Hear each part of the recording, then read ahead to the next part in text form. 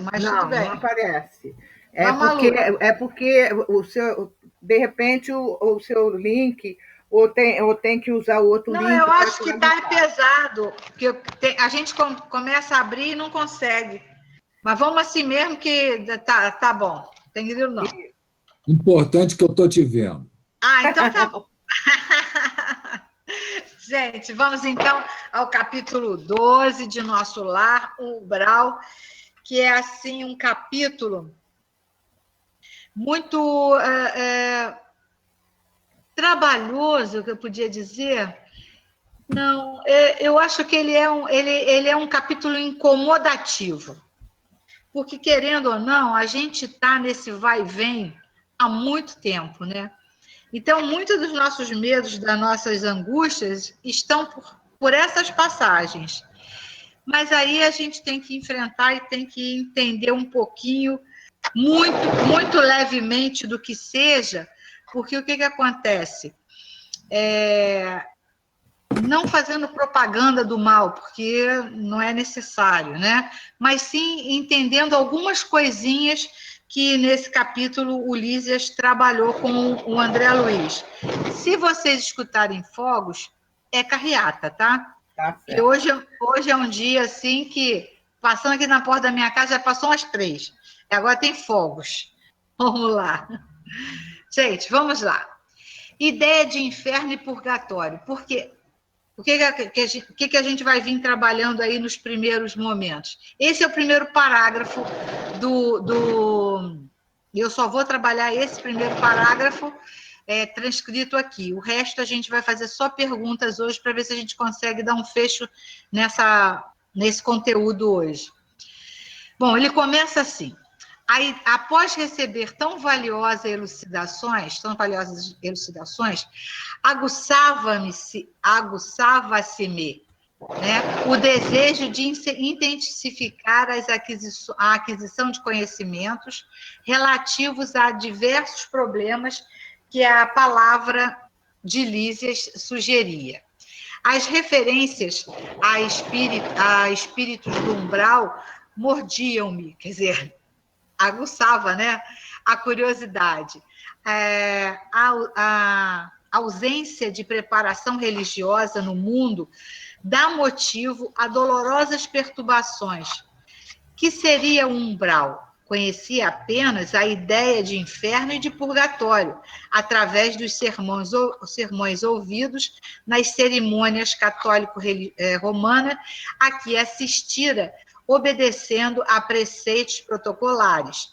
De umbral, porém, nunca tivera notícias. Então, a maioria de nós, né, custou a chegar nessa definição de umbral, de nós que eu digo humanidade, né? Porque o processo do espiritismo é recente, né? É a terceira revelação. Então, essas ideias de inferno, de purgatório, né? Isso vem dentro das igrejas, né? Principalmente da Igreja Católica Romana, sendo sedimentado há muitas e muitas encarnações. Então, para a gente compreender isso, para a gente tirar essa ideia, é um pouco complexo. Há que se fazer bastante pesquisa, né? Aí aqui, vamos começar com as nossas perguntinhas. Por que a ausência de preparação religiosa no mundo dá motivo a dolorosas perturbações? Que foi a primeira inquietação de André Luiz nesse capítulo. Então, vamos lá. Se o homem, enquanto encarnado, não assume a sua condição espiritual, reconhecendo e experimentando as verdades eternas, acaba por viver uma existência de ilusões transitórias, assumindo um papel equivocado no mundo e buscando uma solidez material que não existe.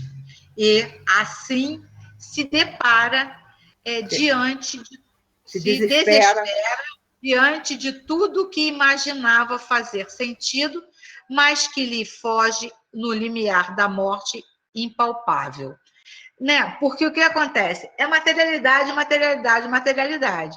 Se a humanidade não tem desenvolvido essa situação de conhecimento espiritual, da sua espiritualidade, do seu ser espiritual, sofre uma grande, grande, grande angústia, e o momento de transição fica sendo muito mais perturbador do que poderia ser se ele já tivesse uma pequena noção do que é espiritualidade. Não estou dizendo com isso que nós, espíritas, né, não tenhamos perturbações ao passar, né, ao desencarnar. Muito pelo contrário, teremos sim, dependendo do grau de informação ou de aceitação da informação doutrinária que a gente tem. Verdade? Vamos lá. Tereza, Oi, pode falar. a gente, nesse item aí, a gente tem dois caminhos. Porque a gente tem a perspectiva de ter um entendimento da nossa relação com o mundo espiritual, né, o mundo do invisível, e a Sim, nossa espiritualização. Então, a gente tem essas perturbações muito maiores, nós já estamos buscando ter um entendimento maior do invisível, do que isso. seja a vida na espiritualidade, como Aham, é essa saída do encarnado para desencarnado, questão da nossa relação com o invisível. E aham, tem, então, a questão da espiritualização nossa, a nossa edificação, o nosso aprimoramento. Então, uhum, quando a gente busca esse caminho de espiritualização e o entendimento de como é a mecânica no mundo espiritual, como é, aí nos facilita um pouco, né? E aí aham. você, no início esse capítulo, às vezes até meio difícil, porque você, quando passa a querer entender o umbral, mas também se a gente vai e não tem conhecimento, o É pior desconhecido é pior. ainda. É por isso que há sofrimentos enormes, né? Por falta, às vezes, de desconhecimento. Lógico, existem sofrimentos enormes por maldade, por grandes desvios, por grandes agressões às leis de progresso, às leis da natureza, né? Às leis divinas. Mas quando você tem essa ideia, né? Essa certeza da espiritualidade, você atenua em vida, em vigência de sua encarnação, essa situação. Você atenua. Você faz o máximo que você pode, que você está maduro para entender um novo limiar, né? Uma nova vivência. Ok? Continua, completa. Pode. Então vamos lá. Não, espera aí, um minutinho. Ah, Uma coisa que, quando a gente fez os nossos estudos, você trouxe alguns estudos, até lembro, de que o tipo ah, de atuação do nosso desencarne vai depender de gênero de morte, apego à matéria e a aham, nossa condição moral, isso. né? Que Aham. são os São elementos eixos que fortes de maturidade necessária. Pois é, então, quando a gente fala em condição moral, é a nossa espiritualização, o nosso preparo íntimo para Sim, nos conduzir. E a questão do apego está também nesse preparo íntimo, porque quando você se está. desapega, você se propõe a se desfazer desses apegos, você está se espiritualizando, né? Sim, sim. E esse desapego não é só da minha bolsinha, nem do meu reloginho, não. É um desapego de sentimentos, Porque às Isso. vezes você está apegado a um determinado sentimento que ele apenas te leva à materialidade e não à espiritualidade. A gente tem que ter cuidado com esse tipo de sentimento, né? Por exemplo, uma pessoa que se diz imensamente apaixonado por uma mulher, por exemplo. Então, está brigando por amor, né? Só que aí, quando excede o equilíbrio, passa a ser doentio. Então, pode levar esse ser a cometer até um crime previsto na Lei Maria da Penha, não é verdade? Então, ele deixou. Ah, mas é por amor. Não. São sentimentos que são necessários serem desapegados. Porque aí o que está gerando aí é o quê? É o egoísmo. O egoísmo é que está segurando essa pseudo-amor. Porque eu sou dono. Eu quero. E isso é em qualquer outro sentimento de ponta, né? De ponta no sentido de excesso, né? Que extravasa o equilíbrio. Então, é o egoísmo, é a vontade de ter só para mim, é só eu que mereço, se não for meu, não é mais de ninguém. E tem várias situações assim. Então, esses sentimentos precisam ser urgentemente jogados fora, revistos, superados, entendeu? Porque o que acontece? São basicamente esses sentimentos de orgulho, de inveja, que te leva a ficar o quê? Preso nas vibrações baixas. Isso. E o que são as vibrações baixas? São as camadas umbralinas. É que hoje a gente entende como isso, né? Antigamente era o céu, inferno e purgatório, não é isso? Então, a gente sabe que não tem nada a ver com as coisas regionais, né? Em sítios, não é nada disso. Ah, nesse sítio aqui fica o inferno, nesse aqui o purgatório, nesse aqui... Não é uma coisa material, é a gente que tem essa tendência. Tudo está no pensamento. Podemos ir, então? Vamos lá.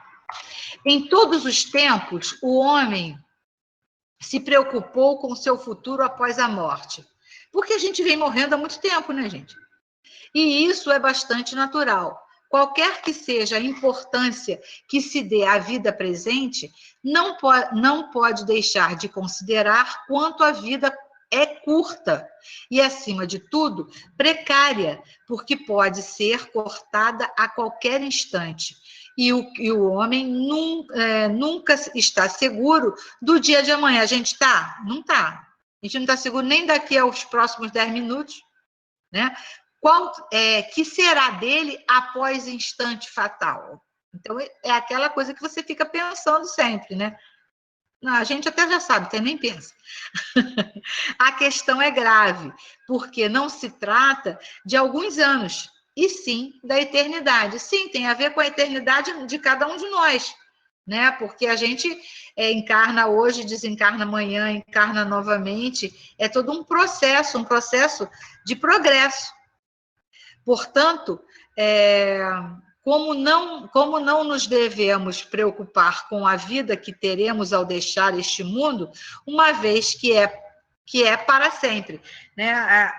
A nossa vida, ela vai ser sempre reativada. Está aqui na questão 949 dos comentários de Kardec.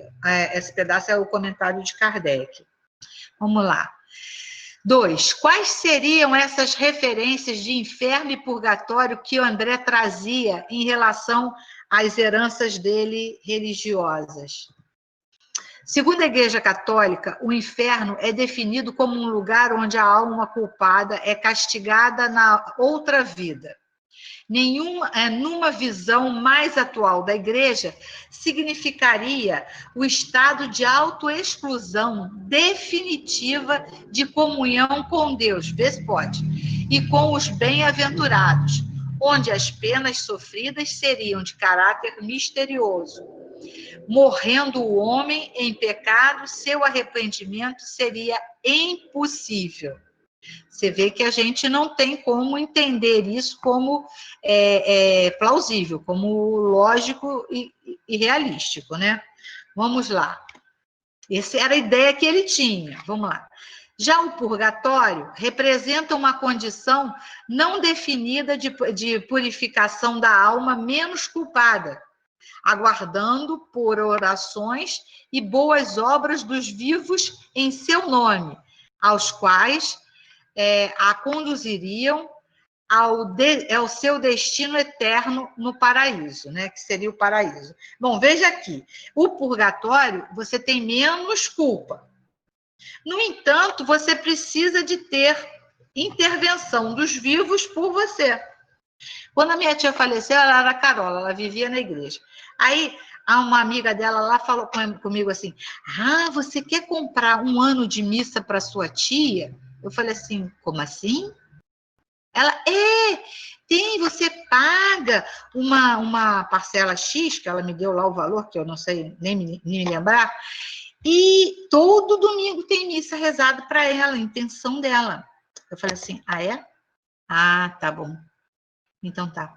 Tem certeza que isso funciona? Ela, não, todo mundo da igreja usa isso. Sua tia mesmo já pagou muitas missas para a mãe dela, para não sei quem, não sei o que ela. É? Então, já que ela acha que isso é legal, eu vou te dar o dinheiro, você paga para mim. Você paga lá e manda rezar um ano de missa. Gente, tem lógica isso? Vamos lá. Mas eu paguei, porque afinal de contas, a fé é de cada um, não é verdade? Então, se lhe bastava aquela coisa, se ela lhe aprazia, tá bom, vão te paga a missa para o ano inteiro, todo domingo. Vamos lá. Origem dos cenários e figuras das penas futuras imaginadas pelos homens. Bom, a gente tem várias dessas ideias, né? Essas ideias apareceram aonde? Apareceram do nosso imaginário, o imaginário da humanidade. Não podendo o homem compreender senão o que vê, o homem primitivo, naturalmente, desenhou o seu futuro pelo presente. O que ele via ali, né? O que ele sentia, o que era ruim para ele, ou o que era bom para ele. Para compreender outros tipos, além dos que tinha à vista, seria preciso para ele um desenvolvimento intelectual que só completaria com o tempo. Você vê que hoje nós estamos começando a entender esse complemento, e mesmo assim nos falta muita coisa ainda. Também o quadro por ele ideado, imaginado, sobre as penas futuras, não é senão o reflexo dos males da humanidade daquele momento, em mais vasta proporção, reunindo-lhe todas as torturas, suplícios e aflições que achou na Terra. Então, a coisa era presente. Então, o inferno é quente, se vive numa região quente. Pode ser gelado, se vive num lugar gelado. Por exemplo, aqui, nos climas abrasadores, imaginou um inferno de fogo. E nas regiões árticas, um inferno de gelo. Não estando ainda desenvolvido o sentido que mais tarde o levaria a compreender o mundo espiritual. Só poderia conceber apenas penas materiais, e assim, com pequenas diferenças de forma, os infernos de todas as religiões se assemelham. Isso está dito aqui no Céu e Inferno, tá? Capítulo 4, primeira parte, item 2. E tem lógica, né? Eu só vou achar que aquilo eu só vou achar que esse copo é um copo porque eu sei que é copo que serve para pôr líquido, né? Pôr coisas, porque eu estou palpando, estou vendo. E quando a gente era muito primitivo, foi idealizado desta forma o cenário, né, dessas imagens. Reflexões sobre o purgatório. O Evangelho não faz menção alguma do purgatório, que só foi admitido pela Igreja no ano de 593. É incontestavelmente um dogma mais racional e mais conforme com a justiça de Deus que o inferno, porque estabelece punições menos rigorosas e resgatáveis para as faltas de gravidade mediana. No entanto, também esse purgatório, né, tem muito a ver, porque você precisa de alguém rezar por você. Mas, necessariamente, a noção do purgatório deveria ser incompleta, porque apenas conhecendo a penalidade do fogo, fizera dele um inferno menos tenebroso, visto que as almas aí também ardem, embora em fogo mais brando, só chamusca, sendo o dogma das penas eternas incompatível com o progresso. As almas do purgatório não se livram dele por efeito de seu adiantamento, como é o caso, né, que a gente sabe da doutrina, mas em virtude das preces que se dizem ou que se mandam dizer em sua intenção. E se foi bom o primeiro pensamento, outro tanto não aconteceu quanto às consequências dele decorrentes, pelos abusos que originaram. As preces pagas transformaram o purgatório em mina mais rendosa que o inferno. Acabei de expor um exemplo para vocês, não é isso? É isso aí que acontecia. Ainda acontece. Vamos lá. Porque não é a doutrina dos espíritos. Isso aí, será que tem a ver com aquela compra de indulgências? Uhum. Não. Esse rezar de missa que eu contei é outra coisa. Compra de indulgências é outra coisa. Compra de terra no céu também é outra coisa. Entendeu? Tem várias hipotecas aí, como é que é? Papagaios. Tem essas coisas todas. Aquelas... Ai, meu Deus do céu. Compulsórias, não? Ah, agora eu esqueci. Precatórias. Tem esses montes de troços aí. Entendeu? Quer dizer, chega a ser lúdico, né? Vamos lá. Como se pode caracterizar um umbral? No umbral, o espírito é prisioneiro de suas formas mentais. Trata-se de um estado íntimo do ser decorrente de suas desarmonias, cujos abismos, cenários sombrios e horrores são formas-pensamento, produzidas pela condição de sua própria mente. Nessa faixa de frequência vibratória se ligam outros espíritos desequilibrados, cujos interesses, desejos, pensamentos e sentimentos se afinizam.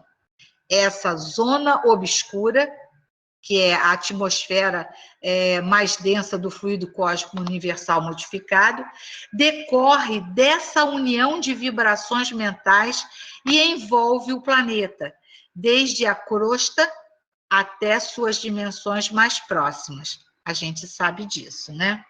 Vamos lá.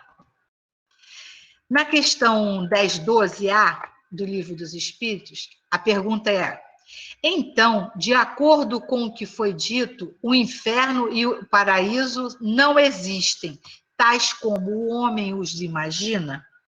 Aí vem lá a resposta dos espíritos. São simples símbolos.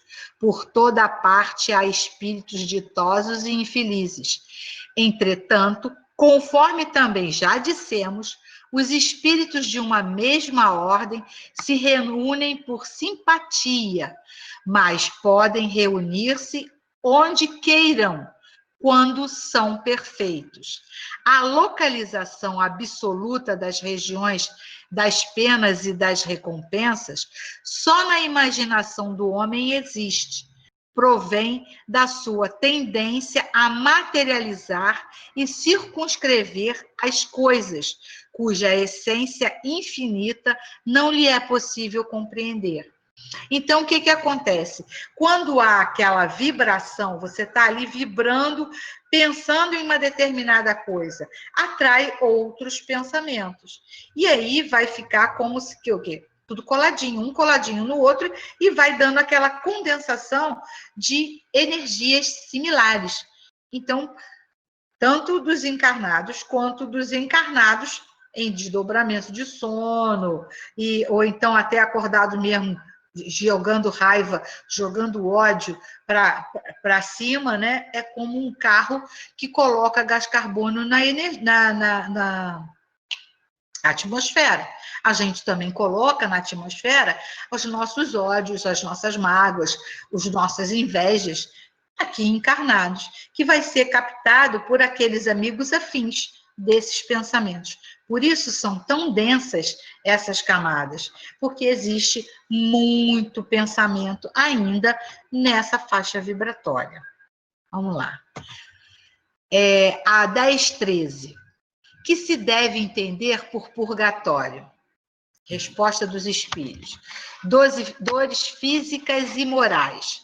O tempo de expiação, quase sempre na terra, é que fazeis o vosso purgatório e que Deus vos obriga a expiar as vossas faltas.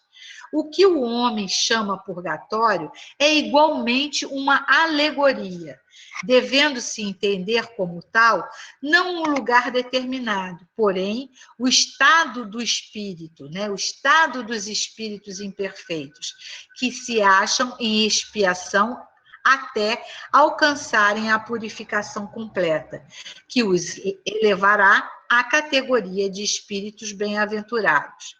Operando-se essa purificação por meio das diversas encarnações, o purgatório consiste nas provas da vida corporal. Nossa, então, tem coisas que a gente passa aí que é purgatório mesmo, não é mole não. Vamos lá.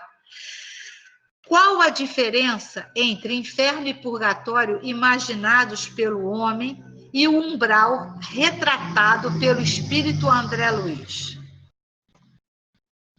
A diferença evidente é que os sofrimentos no inferno e no purgatório ficam sem sentido. Deus, que é amor, justiça e misericórdia suprema, se transforma num ser inflexível e punitivo. Vamos lá. No inferno, de penas eternas, não existe a possibilidade de reconciliação com Deus. Impossível. Vamos lá. No purgatório, não há melhoria íntima, nem merecimento próprio para ser recolhido pelos anjos ao paraíso. Porém, no umbral, podemos observar, através de André Luiz, que o espírito em desequilíbrio se permite receber o auxílio de espíritos trabalhadores no bem, elevando sua sintonia mental, através de seu arrependimento sincero e seu retorno ao Pai. Foi o que aconteceu com André Luiz. Quando ele viu que ele não podia sofrer tanto assim, que ele também não era tão ruim assim, e que ele merecia um perdão, e pediu dolorosamente e sinceramente ao Pai, foi quando ele conseguiu dar acesso ao... Gente, perdi o nome dele. Clarencio. perdi o Clarencio.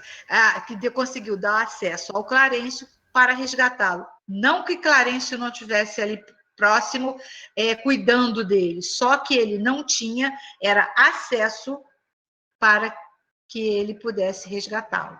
Né? O filho pródigo, né? A parábola do filho pródigo. Oi? Na parábola do filho pródigo, o inferno e o purgatório ficam sem sentido, né? Totalmente. Porque é sem sentido, né? Isso foi uma coisa... Quando você se arrepende, né? Você está no umbral, se arrepende, vê que aquilo que você fez não é... Você fica arrependido e tal, aquele processo todo, e o Pai, você se volta ao Pai, a reconciliação de Deus, e vai buscar a tua... recuperar, não sei se é a palavra mais certa agora, Agora, lá no céu e inferno, como é que você não tem? O filho pródigo fica lá e fica... Principalmente no inferno, né, coitado? Aí é que tá, é irremissível a falta dele. Vamos lá. Então, não tem lógica. Se não tem lógica, não tem verdade. As penas relativas, segundo o Espiritismo. Com a doutrina das penalidades relativas, tudo se justifica. Deus sabia, sem dúvida, que ela, a alma, falharia, mas lhe dá os meios de se esclarecer por sua própria experiência, mediante suas próprias faltas.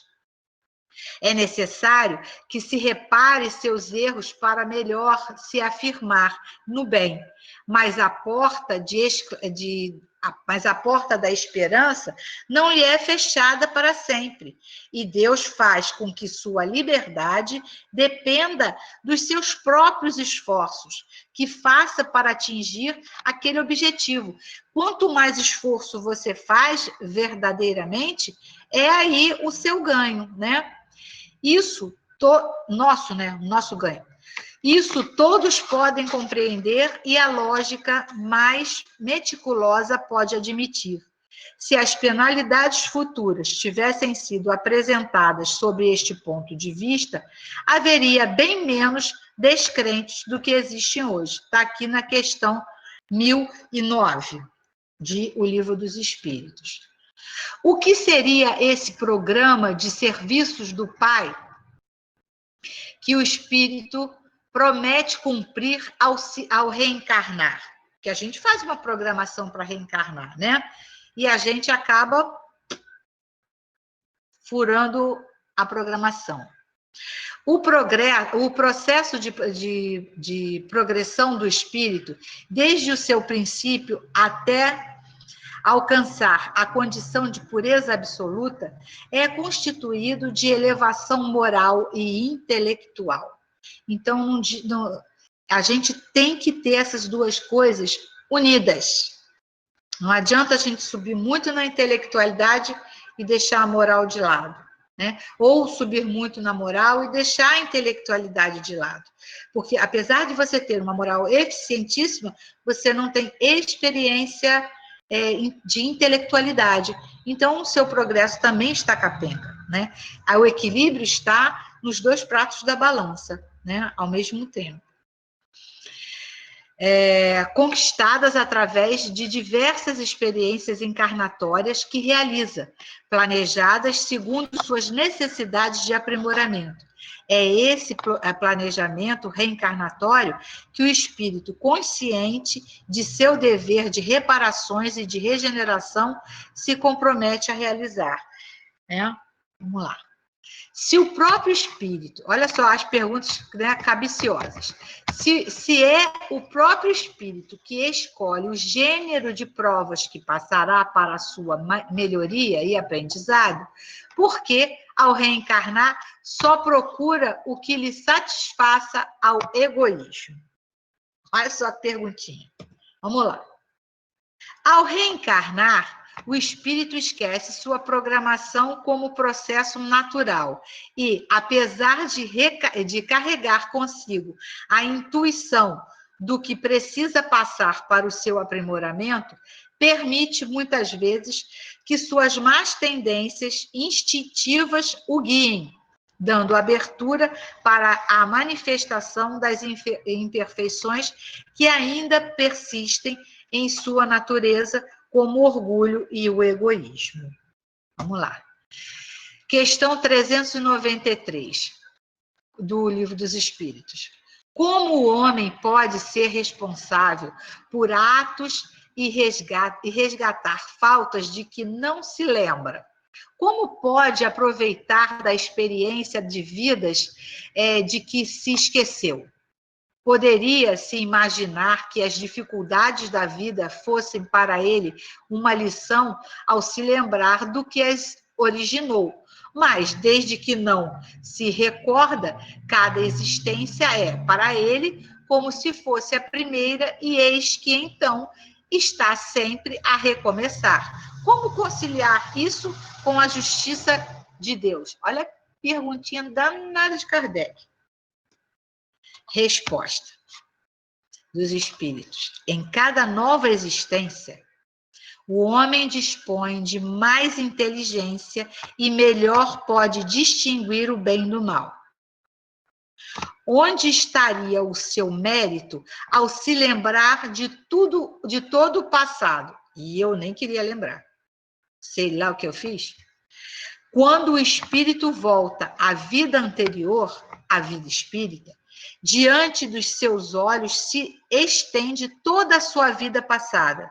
A gente sabe que não é bem rápido assim, né? Isso aqui tem um tempo. Vê as faltas que cometeu e que deram causa ao seu sofrer, assim como de que modo as teria evitado. Reconhece que é injusta a situação em que se acha e busca, então, uma existência capaz de reparar a que veio de transcorrer. A gente sabe que não é bem assim, né? Os espíritos deram uma pincelada nisso aqui, porque nem todos nós temos essa visão clara quando a gente desencarna, porque depende tudo de lá da outra questão anterior, da nossa maturidade moral e intelectual. Nem sempre isso aqui acontece. No entanto, não é com essa brevidade e com essa simplicidade que está sendo aqui colocado, né? Porque a gente, senão, teria visto aí em outros relatos das obras da doutrina, que as coisas, cada um, o Jacó teve uma experiência, André Luiz outra experiência, e se a gente for ler algumas experiências, a gente vai ver de outros espíritos desencarnados, a gente vai ver que essa questão aqui é o que é para acontecer, mas acontece diferente com cada um de nós.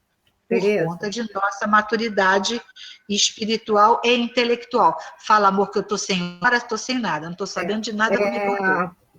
Quando os espíritos, né, respondem a Kardec sobre isso, porque os espíritos respondem sempre de forma geral, né? E tem as exceções, mas a resposta deles sempre é de forma geral. Evidentemente que com o André Luiz e com tantas outras obras, nós viemos a saber que, para alguns, tem essa dificuldade, né? Mas, de forma geral, quando eles respondem, é de forma geral, como dizem, cada nova existência. E para eles é simples assim, né? Porque, no nosso caso... Porém, tem as suas exceções, né? E isso é importante, né? A gente... E isso, olha, isso para mim tem sido muito interessante, porque eu lia o Livro dos Espíritos, passava várias vezes por essas questões e falava assim, não, é tão simples, né? É tão simples. E eu só entendi que não era tão simples, que é uma tarefa de persistência, uma tarefa de autoconhecimento, quando eu comecei a ler as obras adjacentes. Porque eles nos passam muito simples, a informação. Só que para quem não tem essa capacidade, que somos nós, é difícil pra caramba, não é verdade? Vamos nós. Agora vamos aqui, estamos falando de... Oi, fala, Humbertinho, pode falar. Existe esquecimento. Mas quando a gente passa, né, quando a gente se volta para o Evangelho e a gente passa a ter noção, passa a despertar consciência no bem, aí você acaba praticando aquilo que vai contrapor todo o mal que você fez. Exatamente. Foi o que foi falado lá atrás. Salvação, no Sermão da Montanha, seja misericordioso, misericordiosos, bem-aventurados puros de coração, bem-aventurado e da... Então, quando você, mesmo esquecendo do mal que você fez, mas você se conscientiza da necessidade do bem, da vivência do bem, você está fazendo contraponto. Enquanto você nos conscientiza da necessidade do bem, da caridade... Exatamente. Aí e cada encarnação que a gente vem com uma capacidade intelectual melhor, maior, porque a gente vem sedimentando vivências. né? E essas vivências estão no nosso eu, né? Estão dentro de nós, que vão ser liberadas de acordo com esses chamamentos que a gente tem na vida. Porque a gente tem vários chamamentos na vida. Toda hora tem uma pontinha para você se fortalecer ou descer ladeira abaixo, não é verdade? Tem sempre um chamamentozinho. Então, vamos aqui trabalhar o que é o egoísmo.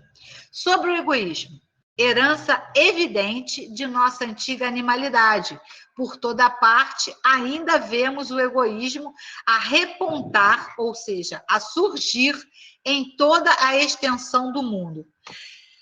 Encontro de paz, do Emmanuel. Aqui, você vê como é que ainda nós estamos dentro de nós ainda com a parte animal muito enraizada ainda. Enquanto a gente não conseguir trabalhar os sentimentos, a coisa ainda vai ficar meio materializada, porque era a luta da sobrevivência, era necessário ter isso, porque era preciso comer, era preciso procriar, era preciso tudo isso. O instinto levava, né? Mas o homem foi se tornando homem, foi recebendo uma alma. Então, é preciso que isso tudo vá se afinando, né, a cada encarnação.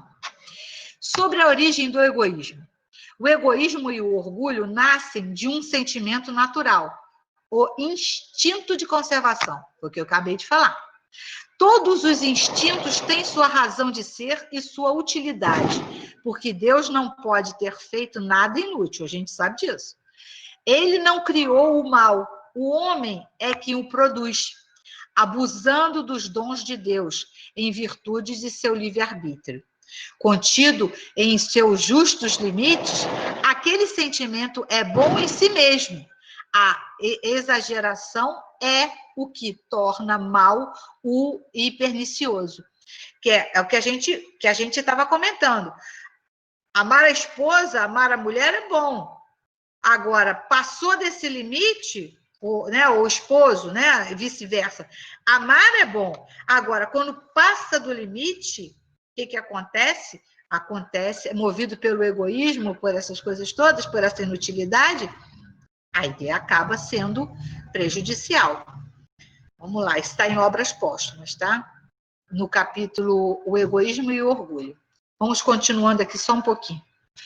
O mesmo acontece com todas as paixões que o homem frequentemente desvia de seu objetivo providencial. Ele não foi criado egoísta, nem orgulhoso por Deus, que o criou simples e ignorante. O homem é que se fez egoísta e orgulhoso, exagerando o instinto que Deus lhe outorgou para a sua conservação. É bem sabido que a maior parte das misérias da vida tem origem no egoísmo dos homens, desde que cada um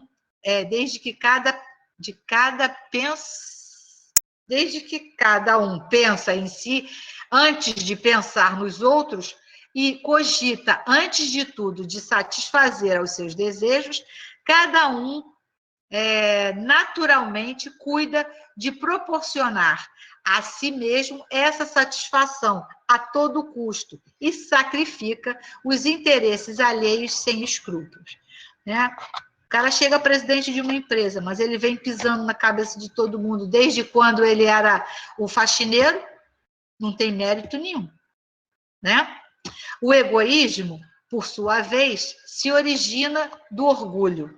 A exaltação da personalidade leva o homem a se considerar acima dos outros, julgando-se com direitos superiores, melindra-se com o que quer que o outro ver, o que quer que a seu ver, constitua a ofensa a seus direitos, a importância que atribui à sua pessoa, por orgulho, naturalmente o torna egoísta. Orgulho é bom, gente, mas orgulho demais faz mal, porque deixa a pessoa egoísta. Vamos lá. Como destruir o egoísmo? Está lá em Obras Póstumas também. Identifique-se o homem com a vida futura e completamente mudará a sua maneira de ver, como a do indivíduo que tenha de permanecer numa habitação má apenas por poucas horas e que sabe que, ao sair, terá outra magnífica para o resto de seus dias, tomando por objetivo a vida futura, pouco lhe importa estar um pouco mais ou um pouco menos nesta outra, né, situação. Os interesses mundanos passam a ser acessório, em vez de ser o principal. Ele trabalha no presente com o fim de assegurar a sua posição no futuro, tanto mais quando sabe em que condições poderá ser feliz. Porque é aquela coisa, é que nem a gente compra um plano de saúde, né? A gente está assegurando a saúde futura, né? Condições de boa saúde futura. Quando a gente compra um plano de quê? Funeral, a gente está assegurando uma condição de descanso dos nossos despojos, né, dentro do que a gente pode e do que a gente acha melhor. E assim é o que acontece. Se o homem ficar preocupado hoje em ter um monte de coisa material, consequentemente, ele vai ficar numa posição secundária em relação aos interesses para a vida futura, verdade? E a posição dele poderá deixar de ser feliz e passará a ser infeliz pelo egoísmo. Vamos lá. 7. O que representam os esclarecimentos de Lísia a André sobre a roupa imunda e o tanque? Isso está nos capítulos lá, que hoje eu não vou ler. Lísias esclarece que, na organização fluídica que componha o espírito durante sua trajetória evolutiva, encontra-se o corpo causal, formado pelos influxos mentais, tecido por nossas mãos, construído das impurezas adquiridas durante suas diversas experiências corpóreas, pensamentos inferiores em desequilíbrio de baixa frequência, e que o mecanismo de purificação dessa roupa imunda seria uma existência física reparadora, sem novas máculas, ou seja, é o tanque, vamos lavar essa roupa. Né? São as expressões usadas de alegoria, né? de figuração, para explicar para André Luiz o que significava esse corpo causal, né? E em relação aos tecidos por nossas próprias atitudes, pensamentos e tudo mais. 8. De que maneira o umbral funciona como região destinada a esgotamento de resíduos mentais? E qual a finalidade?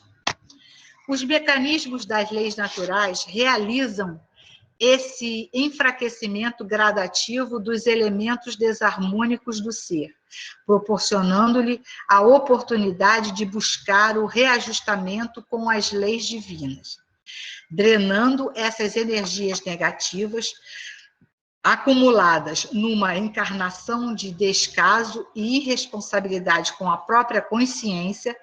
Essa atmosfera permite ao espírito se livrar de fluidos altamente tóxicos que desequilibram e bloqueiam a sua mente e que perturbariam os ambientes mais equilibrados.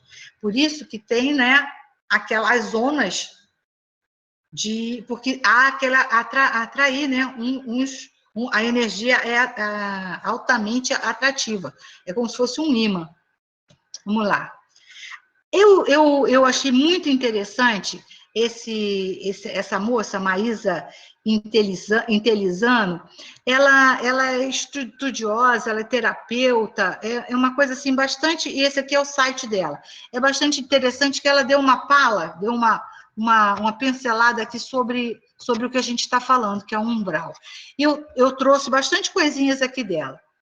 No umbral, tudo que está fora de nós é consciência do que está dentro de nós. Consequência. Desculpa. Vocês não têm noção de como eu estou aqui lutando para falar corretamente. Estou lutando. Eu estou lutando para falar corretamente. Perdoável. Eu estou vendo, mas eu estou falando errado. Vamos lá, me corrijam, por favor.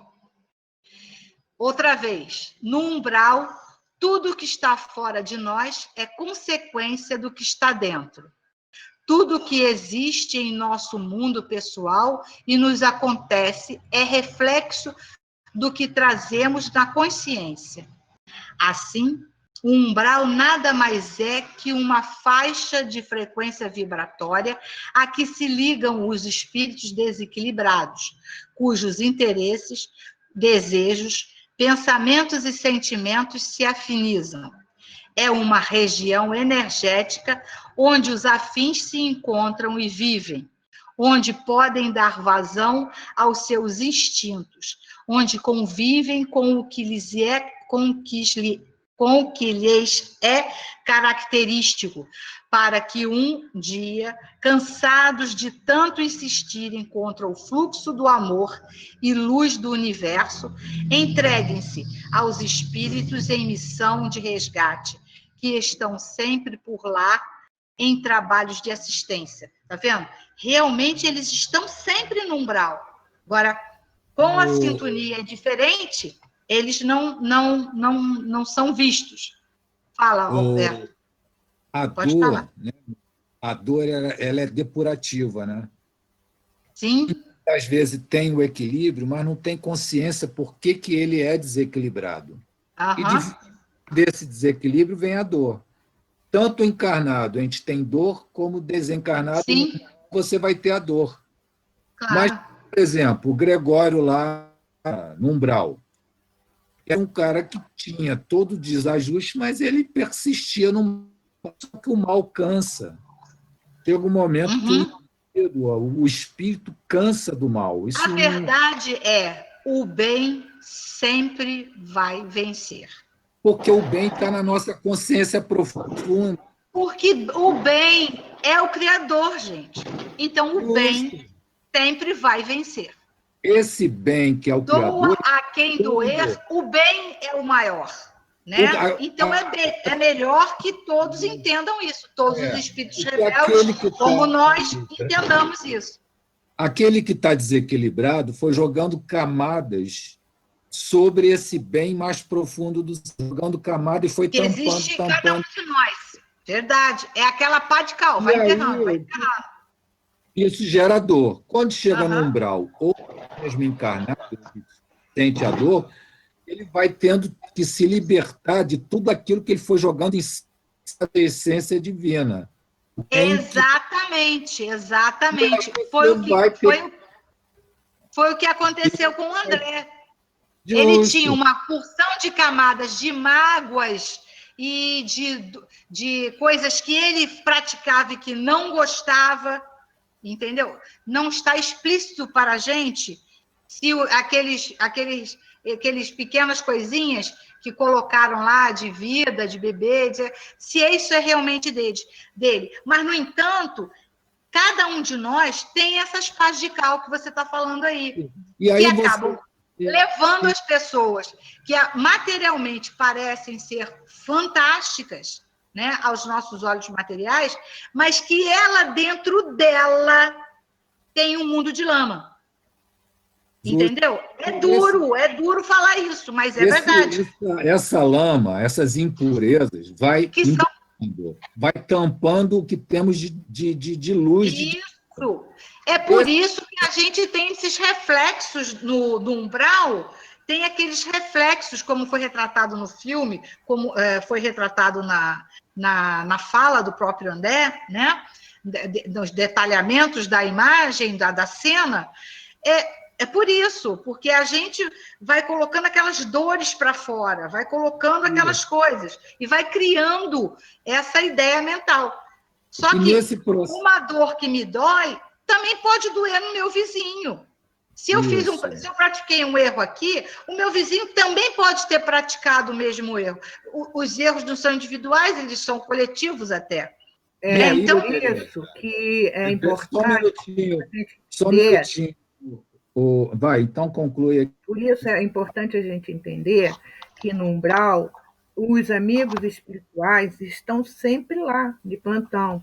Aí a gente vê a condição de André Luiz, né, que embora tenha fale-se em 8 anos, mas o tempo todo estava ali só aguardando que ele elevasse o pensamento ao mais alto, né? Clarice estava sintonizado com ele esse tempo todo. Então, essa passagem que a gente acaba fazendo pelo umbral, muitos de nós, né?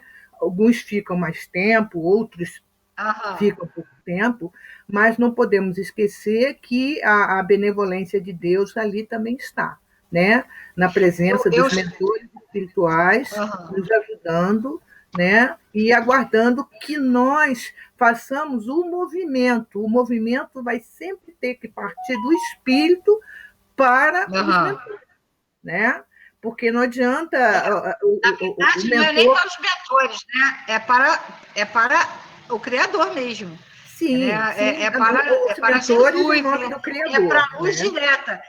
Os mentores é que vão ter acesso a gente, né, na condição de humilhante lá, né, na condição de realmente estar frágil pedindo socorro, né, de ser socorrido.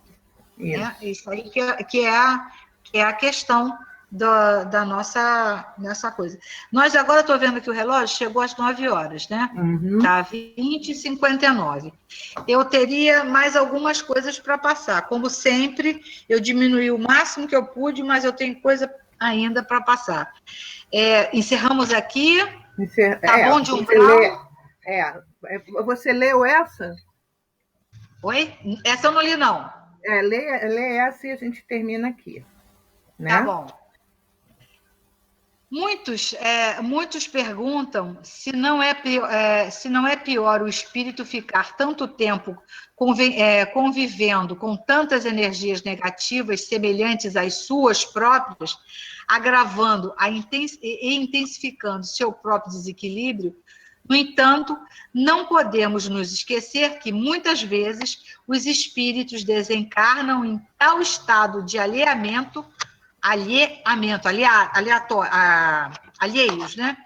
E perturbação que não se resta outro recurso a não ser deixar que a natureza siga seu curso e faça o trabalho necessário de depuração, colocando-os com os seus semelhantes para que juntos filtrem uns dos outros as energias que os envenenam e para que, observando as atitudes uns dos outros, possam compreender onde erraram e queiram reiniciar o processo de melhoria interior. É reiniciar o processo, porque ninguém para, né? Ninguém volta. Eis a questão. Deixa eu ver se eu tenho... não, aí eu tenho mais 3 perguntas só, tá? Mas aí vou deixar para outra vez, ok? Vamos encerrar aqui. Eu vou chegar aqui no 9, vamos parar, vou começar. Se vocês quiserem, eu continuo na outra vez. Se estão cansados de umbral, tá bom já, que já deu bastante entendimento.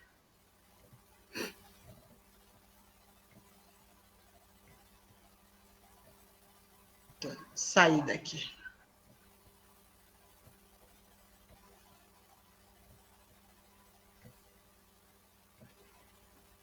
Opa. Pronto. Caraca, como eu estou pesada. É porque falou muito de umbral. Mas é bom, porque faz com que a gente conheça, né, toda essa energia, né? Agora a gente... porque muitas vezes a gente fala assim, umbral, né? Porque lemos no nosso lar, né? E você trouxe para nós sobre o purgatório, o inferno que está na codificação, né? E a gente tem uma informação, né, bem aprofundada sobre isso, e se a gente fosse também levar para o lado psicológico, né? E nós ficaríamos aqui, né, Alberto, um bom tempo, porque aí eu tenho mais para baixo dessa Maísa umas informações psicológicas, porque ela é terapeuta, entendeu? É bem interessante o finalzinho. Mas aí eu passo no próximo sábado, é pouquinho, aí a gente conclui. Tá certo. Rosane. De onde ela tirou que muitos perguntam se não é pior para o espírito ficar durante muito tempo junto àquelas energias negativas? Isso aí é questionar Deus. Não, filha, acontece que ela está dizendo que alguns estudiosos, quantos questionam Deus? Vários questionam Deus. São os quê? Os ateus, os materialistas. Então, a pergunta tem pessoas que questionam por que deixar, né, tanto tempo, porque tem espíritos que não têm condição. Eu não ouvi isso. Que bom, graças a Deus, tu não está nessa fase, já passou, tá vendo? Que maravilha. Não está nessa fase de entendimento, já passou. Eu vi ali que ela é do Instituto de Pesquisa Psicológica, eu acho que eu vi alguma coisa IPP. É isso aí. IPP. Eu acho que é um negócio desse. Uhum.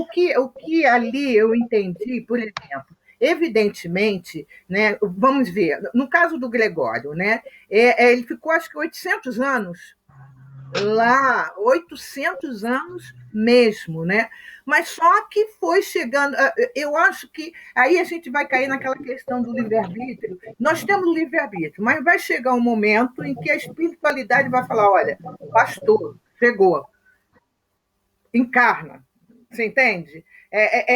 Na minha visão, tá? Tanto é que é pedido da Matilde, eles foram trabalhando, mas ele foi ficando. Eu na minha visão, às vezes eu paro e eu penso assim, eu falei, um espírito ele não pode ficar tanto tempo onde ele está porque ele quer.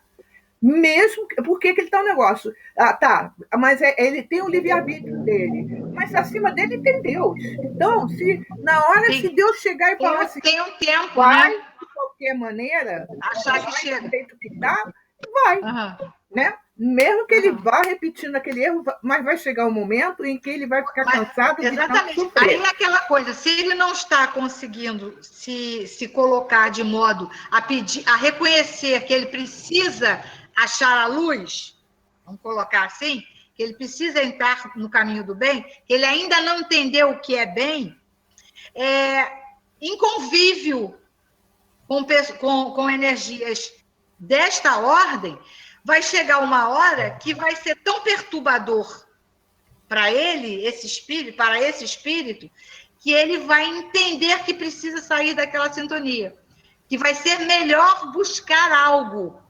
E aí é quando consegue ter a rogativa, né, do amparo. Ou então, se ele não conseguiu de tudo a rogativa para o alto, ele consegue dar acesso para uma nova reencarnação, que é o que compulsória. Lembra que você está acabando de falar aí? Esses são os acessos, tem várias condições, né, gente, para as pessoas saírem do umbral, porque o que acontece? Nós, desde a nossa situação primitiva, já tivemos várias vezes no umbral. Por que todo mundo tem medo de morrer? Porque Já várias experiências dessas. Ou vocês acreditam que não? Eu acho que a gente tem medo do desconhecido. Que se o desconhecido a gente conhecido. Fica preso a esse menino 800 anos. Se você pegar aquele capítulo que tem... Gente, vocês estão dando exemplo de uma pessoa, né? De um espírito. É isso que eu ia falar. Eu espero não ter ficado 800 anos que já está há 1000 anos hibernando. Há 1000 anos hibernando. Ele não consegue nem ficar no umbral Porque ele estaria prejuízo e nem pode. É de um anão, né? É o que a gente está falando. Anão, né? A história de um anão. De um anão, ele está há 1000 anos hibernando. Tá vendo? E quando ele inventa na consciência dele, vai ver que ele continua vivendo aqueles momentos de glória, que ele matava, que ele usurpava as pessoas, há 1000 anos. Quer dizer, ele não saiu nem daquilo ainda. Então, é um ovoide quase. É um ovoide. Não, ele não é um ovoide, ele está encarnado, inclusive. Ele está encarnado. Ele está encarnado. Ele está encarnado na condição de um anão. Ele seria... Isso. Tá, mas ele morreu já. Hã? Ele morreu, só não está desencarnado. Não, é isso querida, que eu estou falando? Não. Eu não sei desse caso, não. Ou ele está dormindo mesmo? Não, ele é filho de uma mendiga, ele é um anão.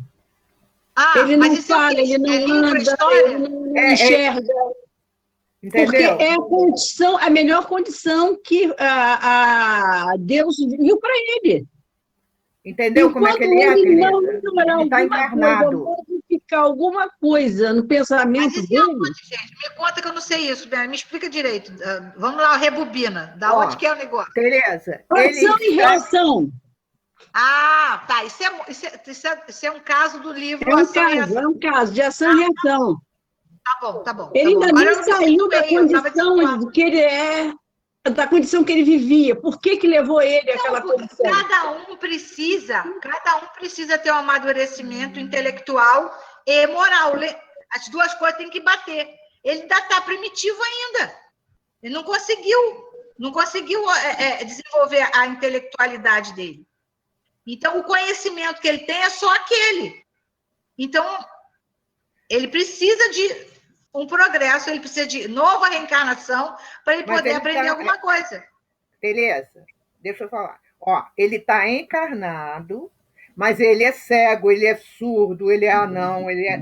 Entende? E o André Luiz entra na mente dele, ele ainda continua com os mesmos pensamentos de glória, de matança, de vingador, entende? Entendi. Estando encarnado. Esse encarnado. Agora imaginemos muitos que não encarnado. Não, ele não tinha condições de ficar, ele seria presa fácil para uma série de inimigos que ele tinha, ou ele ia criar um grupo de espíritos que iam causar uma série de dificuldade a outros. Entendi. Então, a melhor fase era ele estar naquela condição. Então, gente, cada um é cada um, né? Cada um tem o seu desenvolvimento, né? Cada um está numa faixa vibratória e... Quer dizer, esse negócio de questionar tempo junto a... Eu acho que isso aí é meio... A pessoa precisa fazer uma cronologia. É preciso... Quem é estudioso tem que ter um planejamento, entendeu? E é assim mesmo. E tem que ser uma coisa geral, uma regra, uma coisa geral, para que possa ter credibilidade, senão... É só uma questão, vamos dizer assim, de ordenação, né? De tempo, de cronologia, alguma coisa assim, só para que a gente entenda, porque às vezes a gente, assim, praticamente, alguns casos, a gente não tem ainda nem noção para definir, dizer o que é, o que não é, né? Então, fica muito, muito mais profundo. Fica muito difícil a gente individualizar coisas aqui, porque fica difícil, cada caso é um caso, a gente fica muito complicado. Eu nem tenho cabedal de informação para isso. O que eu tenho são coisas teóricas que eu acabei de pegar. Agora, vivência de cada um, vivência de individualidades, aí é complexo. Então, deixa eu ver aqui, para a gente terminar, ver, Alberto, você ia falar? Pois é. Naquele momento, aquela menina, eu esqueci o nome, Tereza falou o nome dela. Qual é o nome dela, Tereza? Qual que você está falando? Do slide, último slide. O último slide. Maísa Intelizano. Ela tem um nome assim complicado. Então, nós estávamos conversando e vimos que lá na condição do umbral, e aí comentamos que o indivíduo, às vezes, vai embotando, a gente tem uma essência divina, temos no fundo do nosso ser, no mais profundo do nosso ser, as noções de cor, tudo, o bem está dentro lá no mais profundo. Só que a gente vai se equivocando, se distanciando das leis de Deus, jogando camadas de impurezas nessa fonte essencial que é Deus em nós. É óbvio que, numa condição dessa, você desencarnando ou encarnado, você vai ter a dor, fruto do teu desajuste mental que você foi criando porque você se distanciou das leis de Deus. E, como era o assunto que a Marisa nos trouxe, vai para o umbral, e aí vem a dor. Só que ele sofrendo, de tanto ele sofrer, devido ao seu desajuste, ele só vai ter condição de ter um despertar, de tomar consciência, quando ele já está sobrecarregado daquela dor, ele quer sair da dor. Esse é um processo de um quer sair da dor. E aí vem o arrependimento, ele passa a tomar consciência do estado que ele se encontra e passa a perceber que é fruto dos equívocos que ele está cometendo. E aí vem o arrependimento. Vem depois, no decorrer do tempo, ele se arrependeu, ele tenta se reajustar com a lei de Deus. André Luiz, lá no umbral, ele se arrependeu, aquilo não suportava aquela coisa. Veio aquele lampejo da prece, mas a prece foi o quê? Depois, primeiro ele teve o arrependimento, ele disse, eu não quero mais viver isso, eu não suporto isso que eu estou vivendo. Ele se arrepende, e mesmo no mesmo instante ele toma consciência de que algo está errado. Ele ainda não tem consciência do que fez. Porque quando ele vai lá para o nosso hospital, lar... né? É que ele vê que ele foi suicida. Ele, você fez isso, não devia ter feito aquilo. Ele ora na frente de Clarence, que aí a ficha cai. Ele toma consciência mesmo de que foi equivocado. Aí o arrependimento é todo. Porque antes tem aquele lampejo de socorro, mas tem também uma pontinha de arrependimento. E depois que ele pede socorro, Clarence o resgata, ele é levado e tal, e aí ele é esclarecido de todos eles, suicídio indireto e aquilo tudo. E aí o arrependimento vem, começa a chorar, ver como é que ele foi equivocado. Então, nesse processo todo, sempre vem um arrependimento. Do arrependimento, ele vai expiar, e da expiação, a reparação. Esse trabalho todo de André Luiz, depois de nos trazer essa coleção, é a reparação dele. Ele se ajusta com a lei de Deus, passa a compreender a inteligência que ele tinha pelo cabedal de informação que ele tinha, ele cresce, se recupera, começa a expiar, ele primeiro sofre muita dor, muito sofrimento, muita coisa, da expiação, depois, fruto do conhecimento, que ele tinha uma bagagem muito grande, ele, então, vai aprendendo com os mentores e vai desenvolvendo essa série de estudos que nos trouxe, que é o quê? A reparação dele.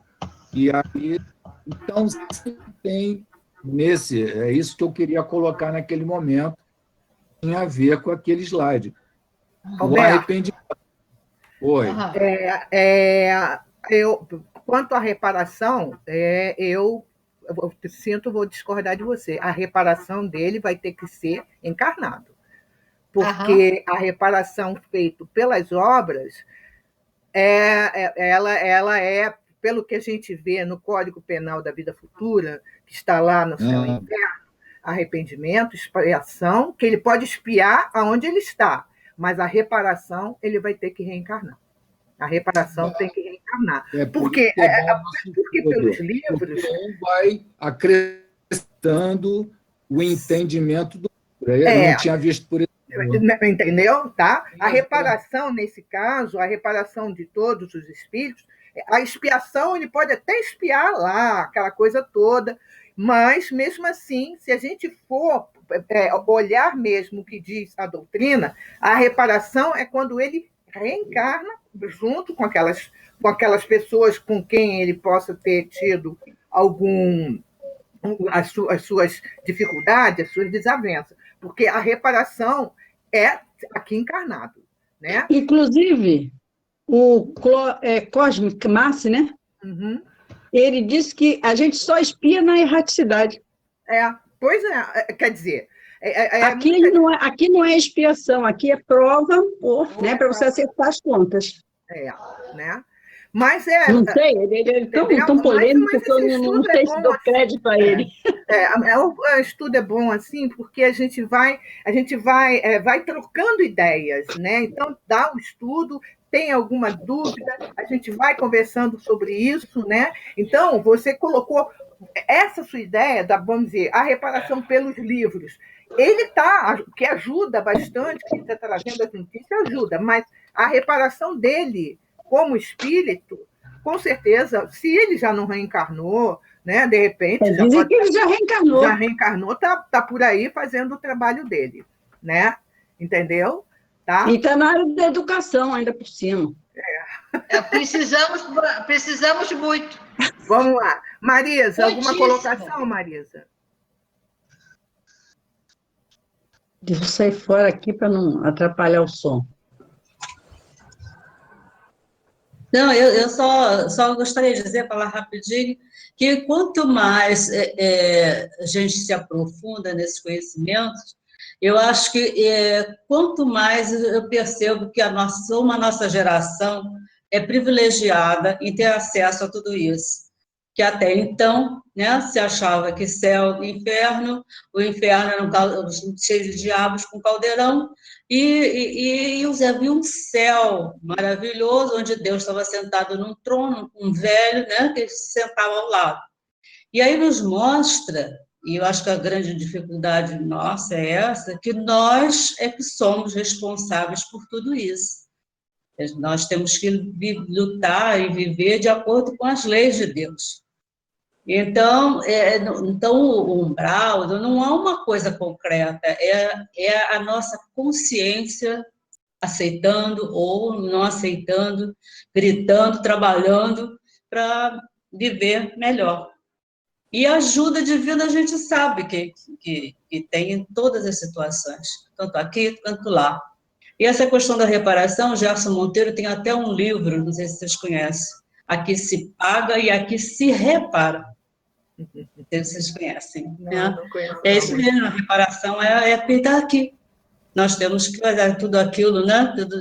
Todos os atos que nós somos responsáveis, é uma oportunidade grandiosa que Deus nos dá de reparar. E quanto melhor refizermos, melhor para nós mesmos. Né? Isso. Que fala assim, karma, não é bem karma, é a reparação das dificuldades, das coisas erradas que nós fizemos. Né? A lei de ação e reação mesmo, né? Zé Isaura.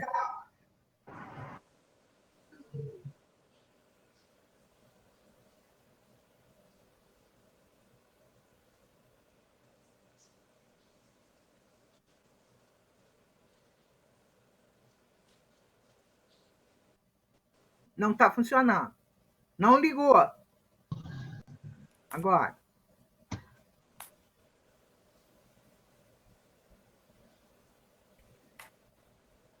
Pifou o seu microfone?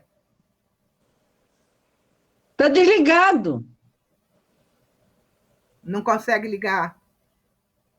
Cara. Ela não está ali conseguindo. Vani já entrou várias vezes aí. Ela quer falar, será? Pois é. Enquanto você tenta aí, Flávia, alguma colocação? Não, tudo tranquilo. Tranquilo médio, né? Ela agora caiu. Tranquilo, umbral não é. Não é. Mas foi a gente está acostumado com ele, né? Tranquilo ainda. Vê se consegue, Zé. Tranquilo fica difícil. Liga? Não.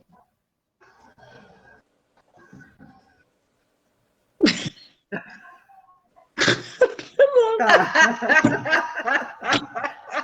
Mara, alguma colocação? Não tenho nada para falar, não. Está tranquilo. Está tudo bem, está tudo tranquilo. Será que soltou o microfone? Deve estar solto o microfone dela. Ela está com aquela pelanca em pé, pendurada. Minha filha, foi muito umbral com o seu microfone. Então, vamos lá, então. Então, a gente vai encerrar, tá? Faz a prece, Tereza, por favor. Tá bom? Vamos lá. Senhor Jesus, Mestre amado, obrigada por essa oportunidade de falar um pouco para mim, para os encarnados e para os desencarnados. Certamente, muitos ouvidos ouviram essa palestra e eu gostaria, Senhor, que todos estivessem com seu coração atingido e sabendo que é preciso mudar. Ó misericórdia, ouça o coração, ouça a verdade, porque o bem é o melhor, o bem é de Deus. Somos nós, criaturas criadas por um Criador de bondade, de amor, de justiça e de caridade. Então, temos que chegar próximo a Ele. Desta forma, estamos alcançando a sua lei natural, que é a lei do progresso. Que a graça de Deus esteja com todos nós, agora e sempre. Graças a Deus.